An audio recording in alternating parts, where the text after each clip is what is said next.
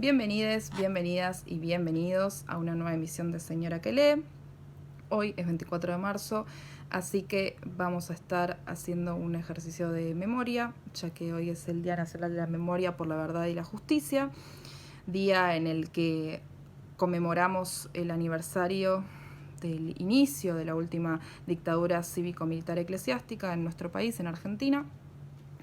Dado que en el día de hoy no vamos a poder encontrarnos en las plazas, ni vamos a poder encontrarnos marchando, nos vamos a encontrar a través de las redes, y es por eso que decidí compartir algunos textos, algunos testimonios. No voy a compartir todo porque es imposible, hay un montón escrito sobre el tema, pueden encontrar material de lectura, audiovisual, del tipo que quieran, la verdad es que hay muchísimo. Pero yo, hice una pequeña selección personal, por supuesto, de algunos textos que me han conmovido, teniendo en cuenta también que yo tengo 26 años, no viví ese momento histórico y a veces se me hace difícil hablar sobre el tema porque no lo viví y me dedico muchísimo más a escuchar también y a leer.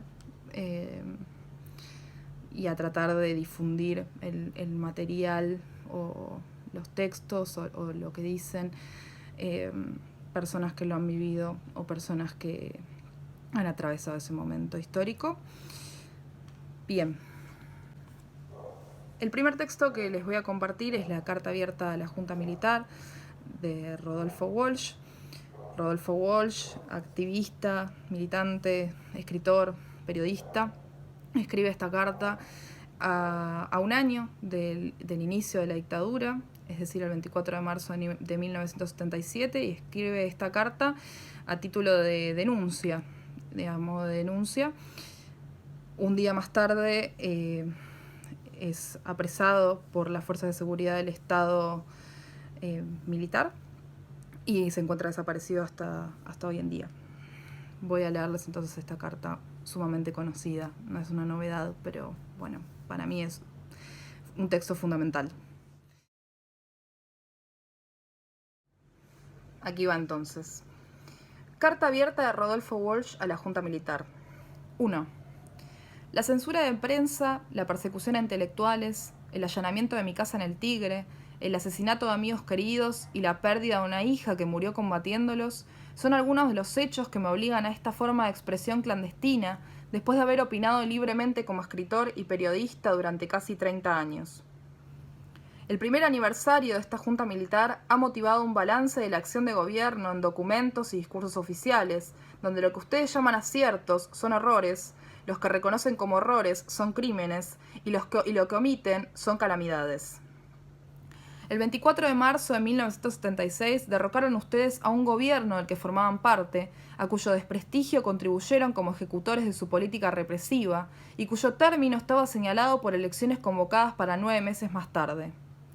En esa perspectiva, lo que ustedes liquidaron no fue el mandato transitorio de Isabel Martínez, sino la posibilidad de un proceso democrático donde el pueblo remediara males que ustedes continuaron y agravaron.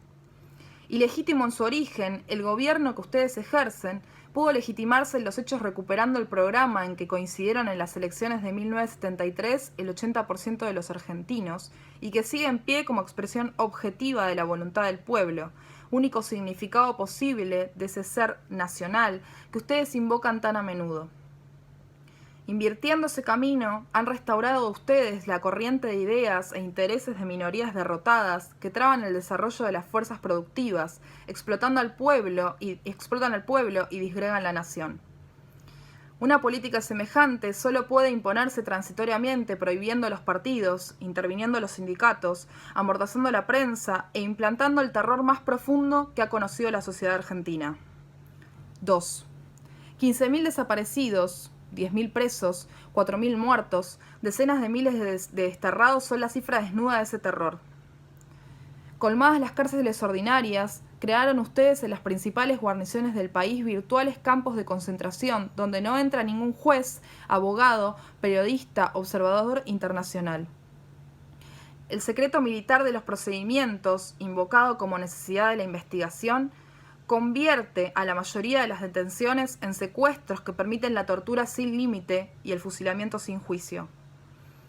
Más de 7.000 recursos de habeas corpus han sido contestados negativamente este último año. En otros miles de casos de desaparición, el recurso ni siquiera se ha presentado porque se conoce de antemano su inutilidad o porque no se encuentra abogado que ose presentarlo después de que los 50 o 60 que lo hacían fueran a su turno secuestrados. De este modo, han despojado ustedes a la tortura de su límite en el tiempo. Como el detenido no existe, no hay posibilidad de presentarlo al juez en 10 días según manda una ley que fue respetada aún en las cumbres represivas de anteriores dictaduras. La falta de límite en el tiempo ha sido complementada con la falta de límite en los métodos, retrocediendo a épocas en que se operó directamente sobre las articulaciones y las vísceras de las víctimas, ahora con auxiliares quirúrgicos y farmacológicos de que no dispusieron los antiguos verdugos. El potro, el torno, el despellejamiento en vida, la sierra de los inquisidores medievales reaparecen en los testimonios junto con la picana y el submarino, el soplete de las actualizaciones contemporáneas. Mediante sucesivas concesiones al supuesto de que el fin de exterminar a la guerrilla justifica todos los medios que usan, han llegado ustedes a la tortura absoluta, intemporal, metafísica, en la medida que el fin original de obtener información se extravía en las mentes perturbadas que la administran para ceder al impulso de machacar la sustancia humana, hasta quebrarla y hacerle perder la dignidad que perdió el verdugo, que ustedes mismos han perdido. 3. La negativa de esa junta a publicar los nombres de los prisioneros es asimismo la cobertura de una sistemática ejecución de rehenes en lugares descampados y horas de la madrugada, con el pretexto de fraguados combates e imaginarias tentativas de fuga. Extremistas que panfletean el campo, pintan acequias o se amontonan de a 10 en vehículos que se incendian son los estereotipos de un libreto que no está hecho para ser creído, sino para burlar la reacción internacional ante ejecuciones en regla, mientras en lo interno se subraya el carácter de represalias desatadas en los mismos lugares y en fecha inmediata a las acciones guerrilleras. 70 fusilados tras la bomba en Seguridad Federal, 55 en respuesta a la voladura del Departamento de Policía de La Plata, 30 por el atentado en el Ministerio de Defensa, 40 en la masacre del Año Nuevo que siguió a la muerte del coronel Castellanos, 19 tras la explosión que destruyó la comisaría de Ciudadela, forman parte de 1.200 ejecuciones en 300 supuestos combates donde el oponente no tuvo heridos y las fuerzas a su mando no tuvieron muertos. Depositarios de una culpa colectiva abolida en las normas civilizadas de justicia, incapaces de influir en la política que dicta los hechos por los cuales son represaliados, muchos de esos rehenes son delegados sindicales, intelectuales, familiares de guerrilleros, opositores no armados, simples sospechosos a los que se mata para equilibrar la balanza de las bajas según la doctrina extranjera de cuenta cadáveres que usaron los SS en los países ocupados y los invasores en Vietnam. El remate de guerrilleros heridos o capturados en combates reales es asimismo una evidencia que surge de los comunicados militares que en un año atribuyeron a la guerrilla 600 muertos y solo 10 o 15 heridos, proporción desconocida en los más escarnizados conflictos. Esta impresión es confirmada por un muestreo periodístico de circulación clandestina que revela que entre el 18 de diciembre de 1976 y el 3 de febrero de 1977, en 40 acciones reales, las fuerzas legales tuvieron 23 muertos y 40 heridos, y la guerrilla 63 muertos. Más de 100 procesados han sido igualmente abatidos en tentativas de fuga, cuyo relato oficial tampoco está destinado a que alguien lo crea, sino a prevenir a la guerrilla y los partidos de que aún los presos reconocidos son la reserva estratégica de las represalias de que disponen los comandantes de cuerpo según la marcha de los combates, la conveniencia didáctica o el humor del momento. Así, ha ganado sus laureles el general Benjamín Menéndez, jefe del Tercer Cuerpo del Ejército, antes del 24 de marzo con el asesinato de Marcos Osatinsky, detenido en Córdoba, después con la muerte de Hugo Vaca Narvaja y otros 50 prisioneros en variadas aplicaciones de la ley de fuga, ejecutadas sin piedad y narradas sin pudor. El asesinato de Dardo Cabo, detenido en abril de 1975, fusilado el 6 de enero de 1977 con otros 7 prisioneros en jurisdicción del Primer Cuerpo de Ejército que manda el general Suárez Mazón, revela que estos episodios no son desbordes de algunos centuriones alucinados, sino la política misma que ustedes planifican en sus estados mayores, discuten en sus reuniones de gabinete, imponen como comandantes en jefe de las tres armas y aprueban como miembros de la Junta de Gobierno. 4. Entre 1.500 y 3.000 personas han sido masacradas en secreto después de que ustedes prohibieron informar sobre hallazgos de cadáveres que en algunos casos han trascendido, sin embargo, por afectar a otros países, por su magnitud genocida o por el espanto provocado entre sus propias fuerzas. 25 cuerpos mutilados afloraron entre marzo y octubre de 1976 en las costas uruguayas, pequeña parte quizás del cargamento de torturados hasta la muerte en la Escuela de Mecánica de la Armada, fondeados en el Río de la Plata por buques de esa fuerza, incluyendo al chico de 15 años, Floreal Avellaneda, ateado de pies y manos, con lastimaduras en la región anal y fracturas visibles, según su autopsia. Un verdadero cementerio lacustre descubrió en agosto de 1976 un vecino que buceaba en el lago San Roque de Córdoba, acudió a la comisaría donde no le recibieron la denuncia y escribió a los diarios que no la publicaron. 34 cadáveres en Buenos Aires entre el 3 y el 9 de abril de 1976, 8 en San Telmo el 4 de julio, 10 en el río Luján el 9 de octubre, sirven de marco a las masacres del 20 de agosto que apilaron 30 muertos a 15 kilómetros de Campo de Mayo y 17 en Lomas de Zamora. En esos anunciados se agota la ficción de bandas de derecha, presuntas herederas de la AAA de López Rega, capaces de atravesar la mayor guarnición del país en camiones militares, de alfombrar de muertos el Río de la Plata, o de arrojar prisioneros al mar desde los transportes de la Primera Brigada Aérea, sin que se enteren el general Videla, el almirante Bacera o el brigadier Agosti. La AAA son hoy las tres armas y la junta que ustedes presiden no es el fiel de la balanza entre violencias de distintos signos, ni el árbitro justo entre dos terrorismos, sino la fuente misma del terror que ha perdido el rumbo y solo puede balbucear el discurso de la muerte. La misma continuidad histórica liga el asesinato del general Carlos Prats durante el anterior gobierno con el secuestro y muerte del general Juan José Torres, Selmar Micheli, Héctor Gutiérrez Ruiz y decenas de asiliados en quienes se han querido asesinar la posibilidad de procesos democráticos en Chile, Bolivia y Uruguay. La segura participación en esos crímenes del Departamento de Asuntos Extranjeros de la Policía Federal, conducida por oficiales becados de la CIA a través de la AID, como los comisarios Juan Gatey y Antonio Guetor, sometidos ellos mismos a la autoridad de Mr. Gardner Hathaway, Station Chief de la CIA en Argentina, es semillero de futuras revelaciones como las que hoy sacuden a la comunidad internacional, que no han de agotarse siquiera cuando se esclarezcan el papel de esa agencia y de altos jefes del ejército, encabezados por el general Menéndez, en la creación de la Logia Libertadores de América, que reemplazó a la AAA hasta que su papel global fue asumido por esa junta en nombre de las tres armas. Este cuadro de exterminio no excluye siquiera al arreglo personal de cuentas como el asesinato del capitán Horacio Gándara, quien desde hace una década investigaba los negocios de altos jefes de la Marina, o del periodista de Prensa Libre Horacio Novillo, apuñalado y calcinado después de que ese diario denunció las conexiones del ministro Martínez de Oz con monopolios internacionales. A la luz de estos episodios, cobra su significado final la definición de la guerra pronunciada por uno de sus jefes. La lucha que libramos no reconoce límites morales ni naturales, se realiza más allá del bien y del mal. 5. Estos hechos, que sacuden la conciencia del mundo civilizado, no son sin embargo los que mayores sufrimientos han traído al pueblo argentino ni las peores violaciones de los derechos humanos en que ustedes incurren. En la política económica de ese gobierno debe buscarse no solo la explicación de sus crímenes, sino una atrocidad mayor que castiga a millones de seres humanos con la miseria planificada. En un año han reducido ustedes el salario real de los trabajadores al 40%, disminuido su participación en el ingreso nacional al 30%, elevado de 6 a 18 horas la jornada de labor que necesita un obrero para pagar la canasta familiar, resucitando así formas de trabajo forzado que no persisten ni en los últimos reductos coloniales. Congelando salarios a culatazos mientras los precios suben en las puntas de las bayonetas, aboliendo toda forma de reclamación colectiva, prohibiendo asambleas y comisiones internas, alargando horarios, elevando la desocupación al récord del 9%, prometiendo aumentarla con 300.000 nuevos despidos, han retrotraído las relaciones de producción a los comienzos de la era industrial, y cuando los trabajadores han querido protestar, los han calificado de subversivos, secuestrando cuerpos enteros de delegados que en algunos casos aparecieron muertos y en otros no aparecieron.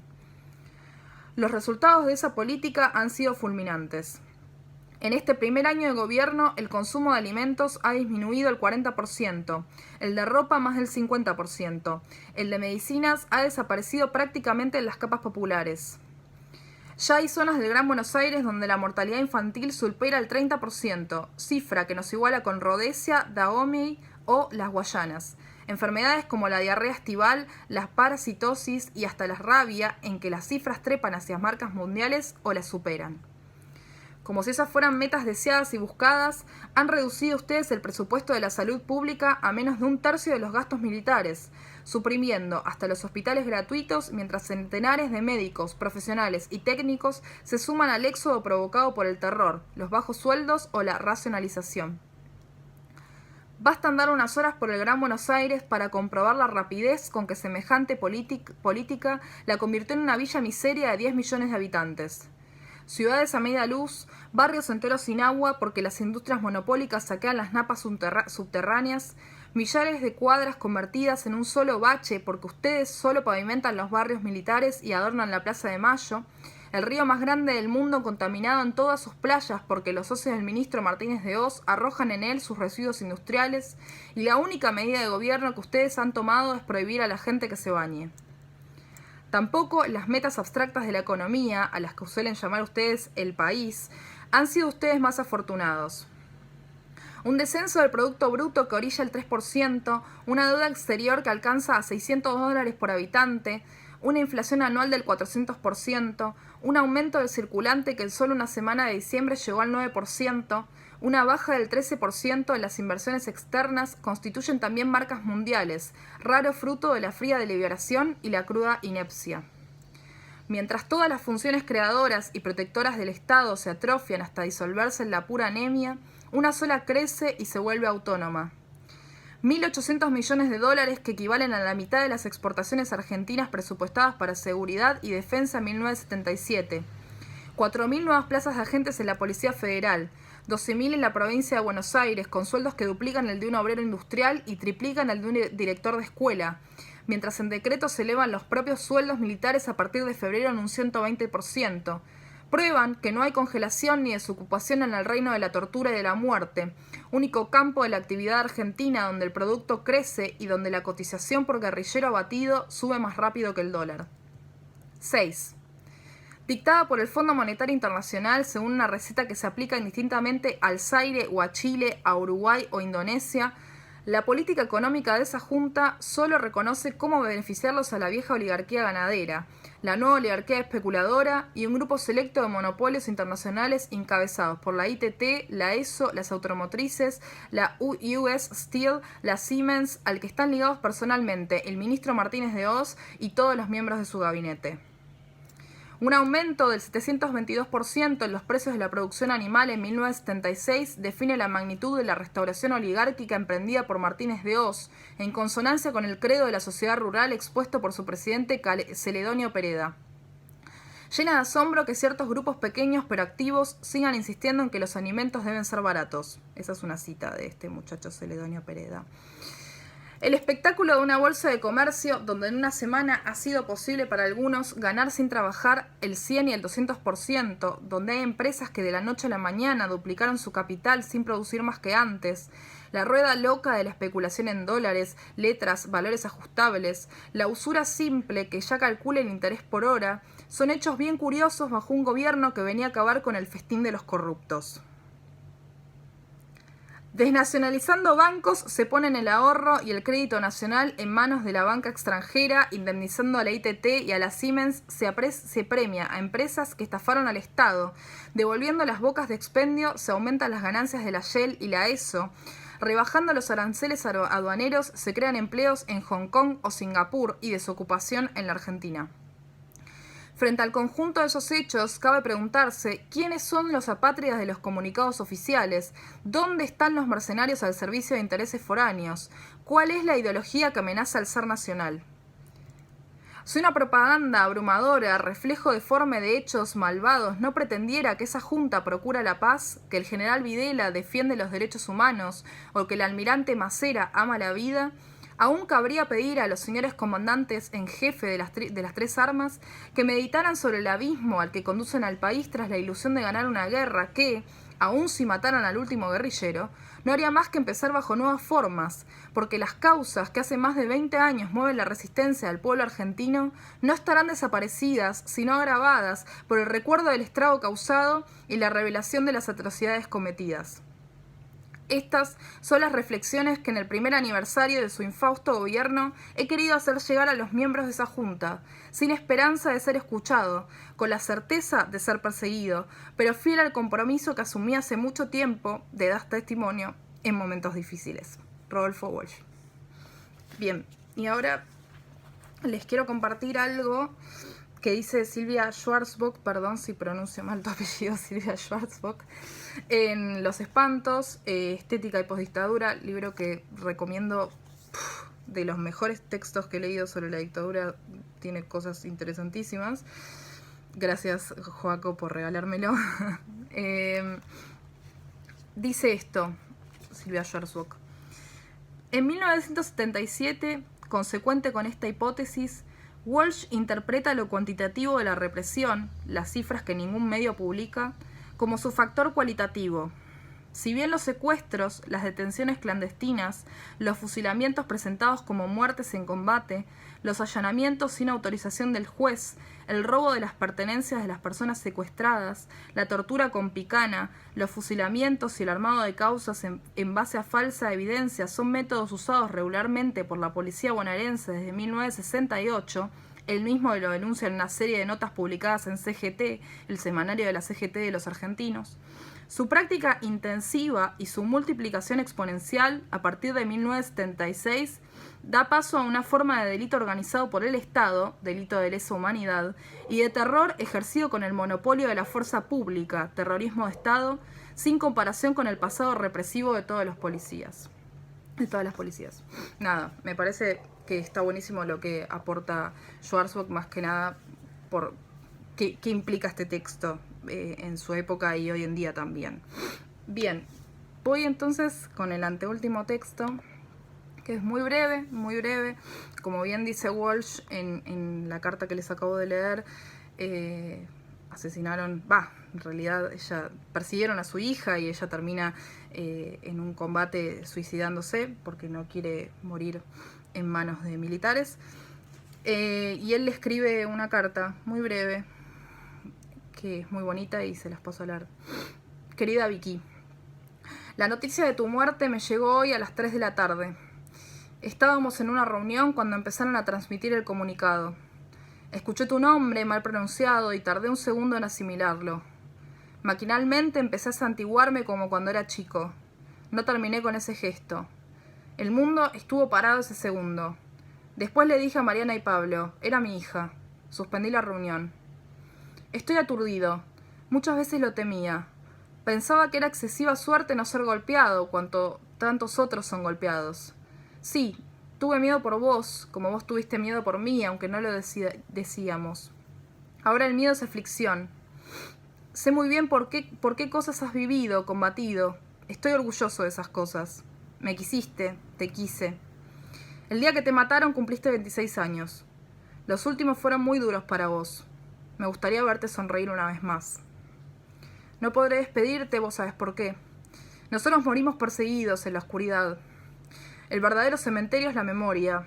Ahí te guardo, te acuno, te celebro y quizá te envidio, querida mía. Hablé con tu mamá. Está orgullosa en su dolor, segura de haber entendido tu corta vida, dura, maravillosa vida.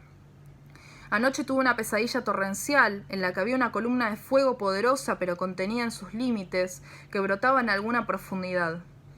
Hoy en el tren un hombre decía, sufro mucho, quisiera acostarme a dormir y despertarme dentro de un año. Hablaba por él, pero también hablaba por mí.